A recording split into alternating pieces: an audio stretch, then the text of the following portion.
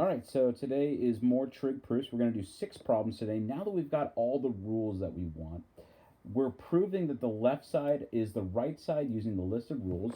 We've got the rules up on that Google Doc file that I shared with you. If you have not received it, please ask me and I'll send it to you again. So please have this with you at all times. So yeah, we've got all the rules. We are the most powerful being on earth.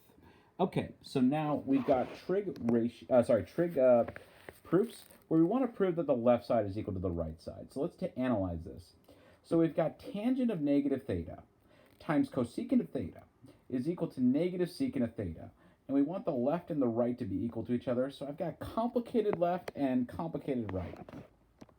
So first things first, let me just simplify the least complicated of the two. Well, I know that secant is a reciprocal trig identity. In particular, secant is 1 over cosine. So I'm going to use this rule, 1 over cosine, for my right side. I'm going to factor out the negative right in front. So I know that secant is 1 over cosine.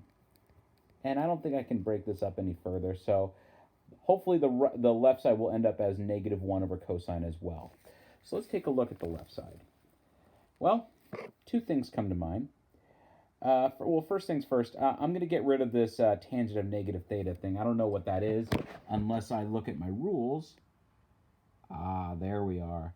The tangent of negative theta is equal to negative tangent of theta. So why don't I make that negative tangent of theta times cosecant of theta. Okay, now I'm in business. Okay, well now I'm going to break down tangent and cosecant into simpler fractions. So why don't I just factor out the negative, just put it right here for now. Tangent is, according to our trig rules, sine over cosine. And cosecant is 1 over sine, so I'm going to break that down. So sine of theta over cosine of theta times 1 over cosine. That's right, 1 over sine. I messed it up. Messed this up.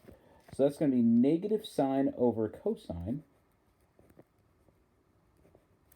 And that's going to be 1 over sine. And now, can I simplify this? You bet. Sine cancels out with sine, leaving me with, what do you know, negative 1 over cosine. So this is a trig proof beyond a reasonable doubt that the left side and the right side are in fact equal to each other. Not so bad. All right, let's move on to proof number 2.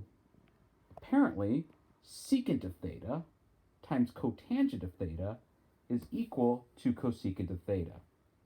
Complicated left, complicated right. Let's hope they meet in the middle.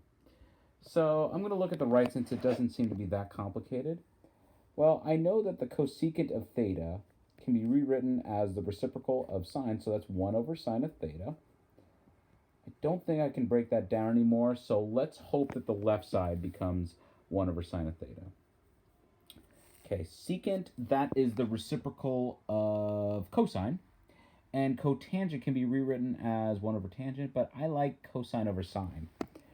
So secant is 1 over cosine of theta. And cotangent can be rewritten as cosine of theta over sine of theta. Now, if you want to merge them together, go for it, but I think you can cancel them out right now because this is 1 times cosine over cosine times sine. So the cosines are going to cancel out, leaving me with just 1 over sine of theta. The left side and the right side are in agreement based on trigonometry. Okay, number 3. Sine times cotangent is equal to cosine.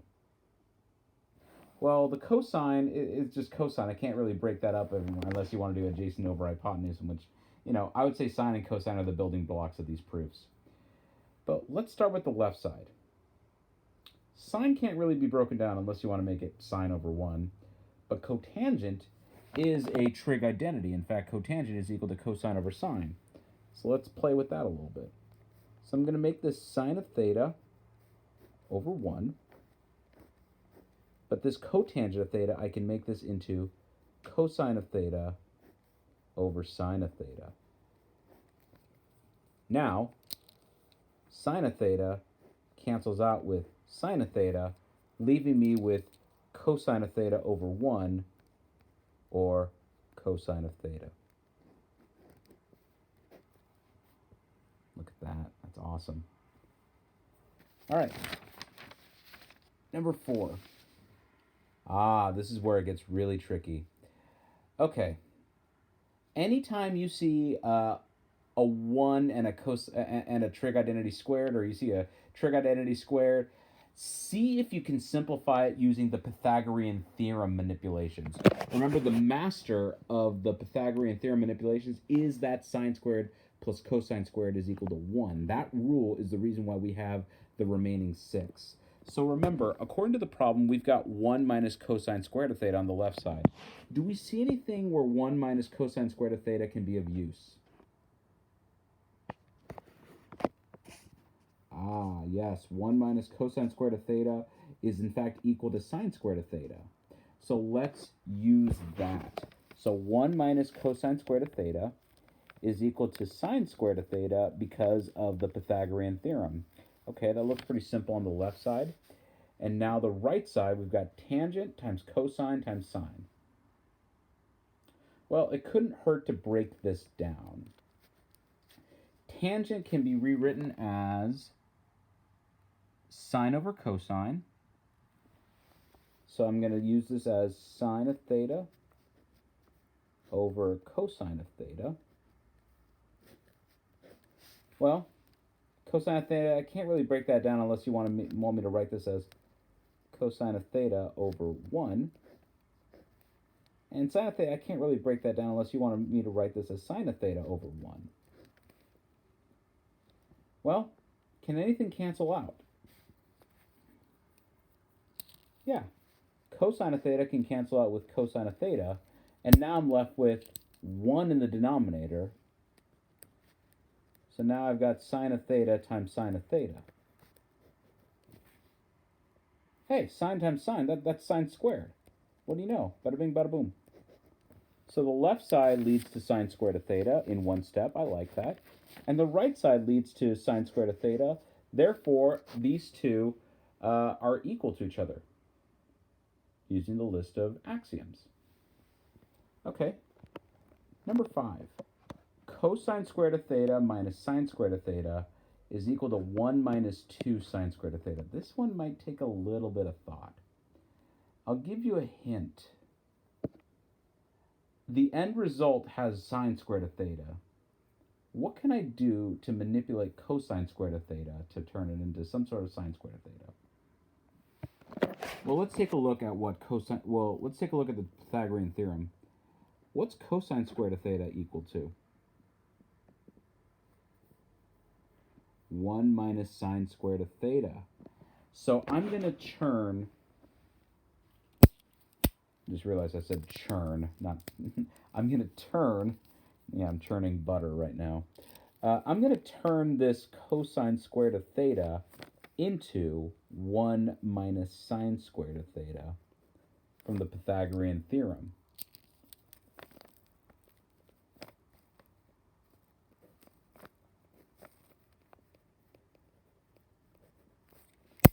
Right, from the Pythagorean theorem.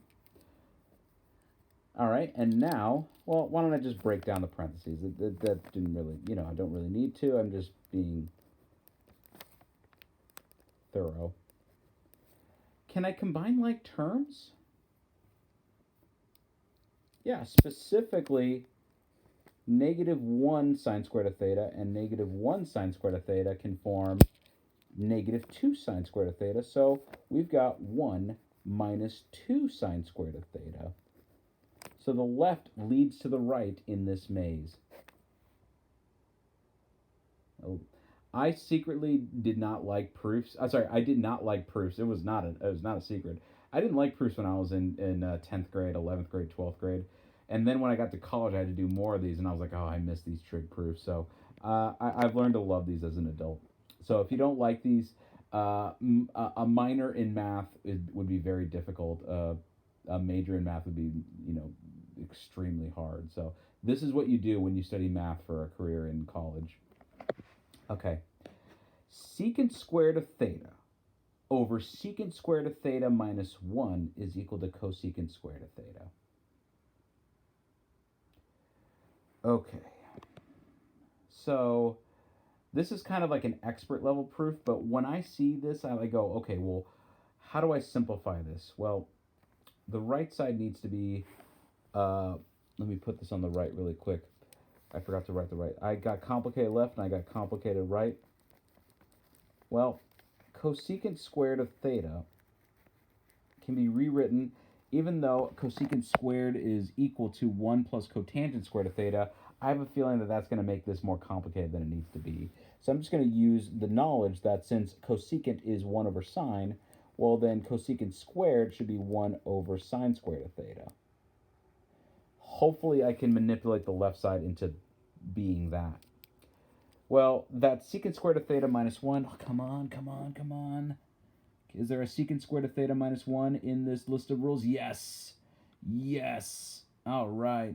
So secant squared of theta minus 1 is equal to tangent squared of theta. Now, oh, I'm happy now. So now I'm getting so excited about this. So secant squared of theta over, and I'm going to turn this whole thing into tangent squared of theta.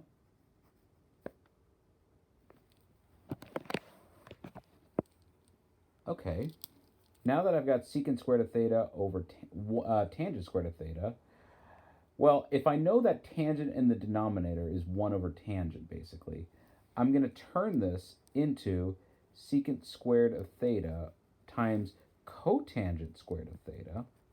And the reason why is because, I'm going to put this on the side, that 1 over tangent of theta is equal to cotangent of theta.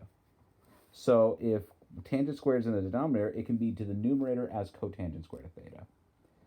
Okay, now I'm going to use my knowledge of the reciprocal trig functions to make this. Well, I'm going to make this 1 over cosine squared of theta. And cotangent is cosine squared of theta over sine squared of theta. Well, now I'm going to cancel out cosine squared of theta with cosine squared of theta and leave me with 1 over sine squared of theta. The left side and the right side do, in fact, meet. All right. So just to give you some reassurance, most of the proofs are going to be like simple proofs. I'll put maybe like 1 or 2 challenge ones on there. So because this is a 10th grade class, I'm not expecting you guys to be masters at the challenge problems. I'll keep it very basic, okay? I'll be a very, very nice guy. Have a good day.